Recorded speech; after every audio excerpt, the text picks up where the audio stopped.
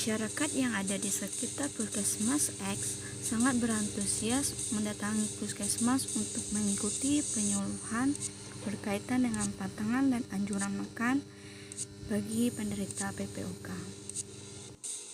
Selagi menunggu, masyarakat juga membaca pamflet yang telah disediakan. Assalamualaikum warahmatullahi wabarakatuh. Kepada Bapak dan Ibu, selamat pagi. Terima kasih telah hadir pada penyuluhan pagi hari ini. Yang penyuluhan yang bertemakan pantangan dan anjuran makanan penderita PPOK. Materi dari narasumber kita. Kepada narasumber kita, Ibu Cantika Dwi Putri, dipersilakan. Assalamualaikum warahmatullahi wabarakatuh. Terima kasih kepada moderator sebelumnya. Perkenalkan, nama saya Cantika Dwi Putri.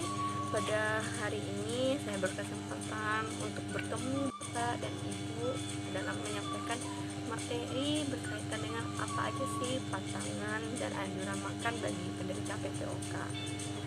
Baiklah, sebelum kita masuk ke inti permasalahan pertama kita, apa yang terbayangkan oleh Bapak dan Ibu ketika saya mengatakan tentang PPOK? Paru-paru, Bu. Ya, benar sekali Bapak dan Ibu. PPOK ini sangat identik dengan paru. PPOK atau penyakit paru obstruktif kronis merupakan istilah yang seringkali digunakan untuk sejumlah penyakit yang menyerang paru-paru dalam jangka waktu yang panjang. Penyakit ini akan menghalangi aliran udara masuk ke paru-paru sehingga penderitanya akan sangat kesulitan untuk bernafas. Dan pada umumnya penyakit ini merupakan gabungan atau kombinasi dari dua jenis penyakit, yaitu ada bronkitis dan emfisema. Lalu selanjutnya masuk ke penyebab dari PPOK.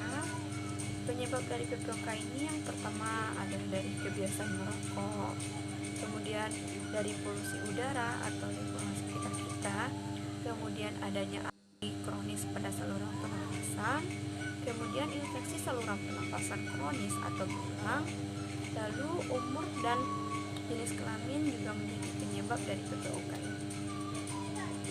Setelah kita mengetahui apa saja penyebab dari PPOK, sekarang kita masuk kepada gejala dan tanda apa saja sih yang bisa timbul bagi penderita yang dikategorikan sebagai penderita PPOK.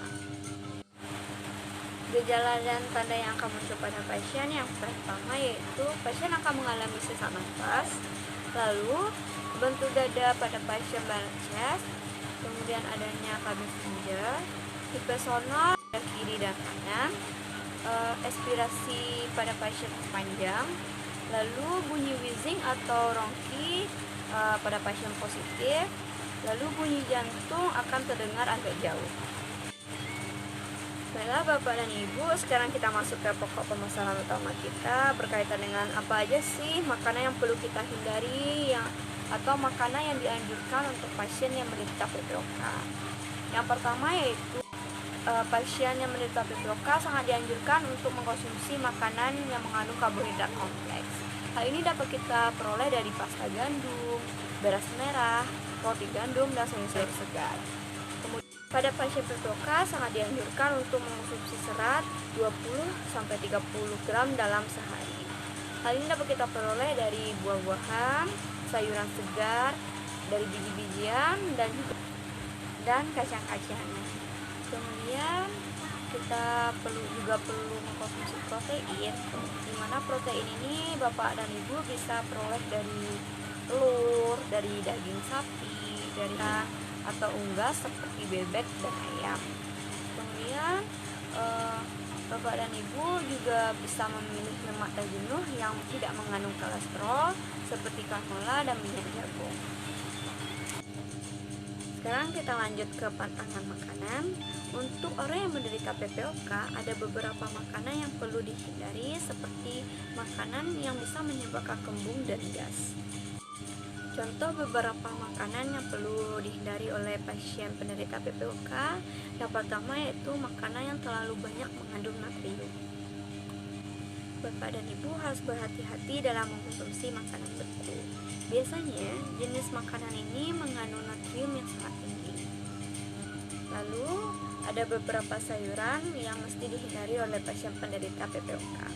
Biasanya sayuran hasil persilangan sangat direkomendasikan untuk dikonsumsi karena sayuran ini mengandung banyak serat. Tetapi sayuran ini memiliki kelemahan, yaitu dapat menimbulkan gas atau kembung pada lambung kita.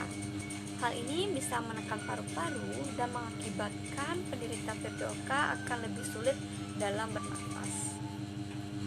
Bapak dan Ibu perlu menghindari makanan yang mengandung sulfat. Contohnya yaitu udang.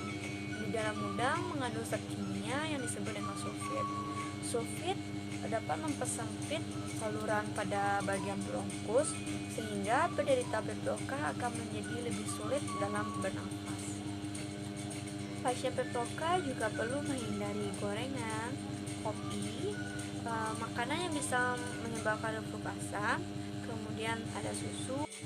Baiklah Bapak dan Ibu, sekian materi yang dapat saya sampaikan. Semoga materi yang saya sampaikan bermanfaat bagi Bapak dan Ibu. Saya kembalikan kepada moderator. Terima kasih. Terima kasih kepada narasumber kita. Baik, selanjutnya kita masuk ke sesi tanya jawab. Kepada Bapak dan Ibu, apakah ada yang ingin ditanyakan? Saya mau bertanya. Baik Bapak, kepada Bapak dipersilakan untuk bertanya. Sebelumnya perkenalkan diri dan usianya dulu Pak. Terima kasih.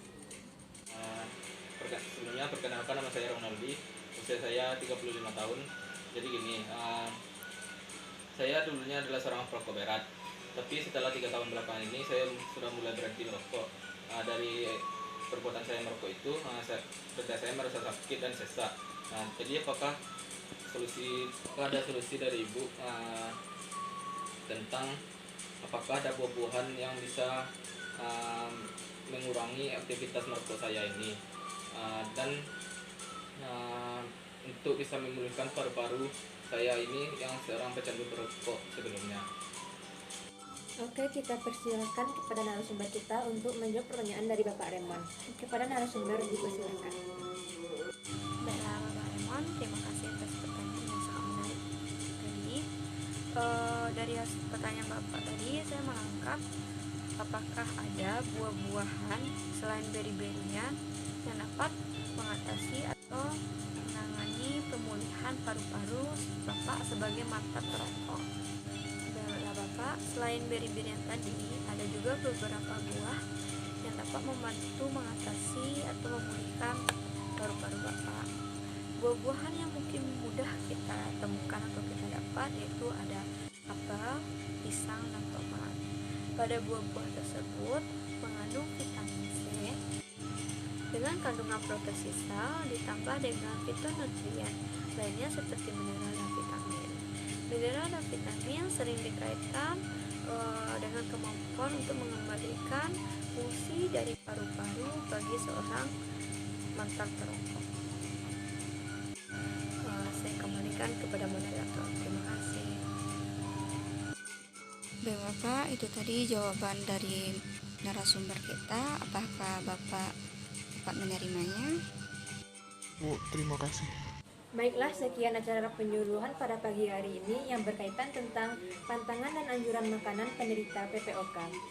Sekian, mudah-mudahan materi yang telah diberikan oleh narasumber tadi bisa bermanfaat bagi Bapak dan Ibu semua dan bisa diterapkan dalam kehidupan sehari-hari. Sekian, terima kasih. Assalamualaikum warahmatullahi wabarakatuh.